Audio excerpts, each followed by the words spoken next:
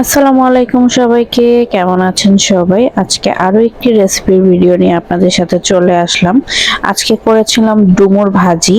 তো প্রথমে ডুমুরটাকে কুচি করে কেটে একটু লবণ এবং পানি দিয়ে একটু ভাপ দিয়ে নিয়েছি। তারপর পানিটাকে ছেঁকে নিয়েছি।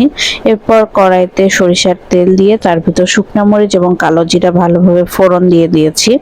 শুকনো মরিচ আর কালো জিরাটা ভাজা হয়ে গেলে তাতে আমি পেঁয়াজ, রসুন এবং কাঁচামরিচ কুচি দিয়ে দিচ্ছি। রসুনটাকে একটু থেতো করে নিয়েছি।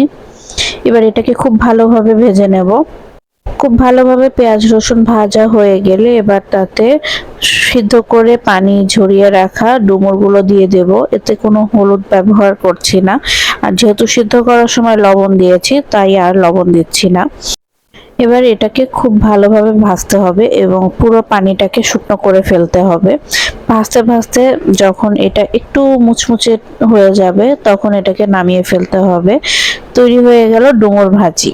এটা খুবই উপকারী একটা সবজি, আপনারা বাসায় ট্রাই করবেন। আজকের ভিডিওটা এই পর্যন্ত। ভিডিওটি ভালো লাগলে লাইক শেয়ার করে পাশে থাকবেন এবং আমার ইউটিউব চ্যানেলটি সাবস্ক্রাইব করে দেবেন।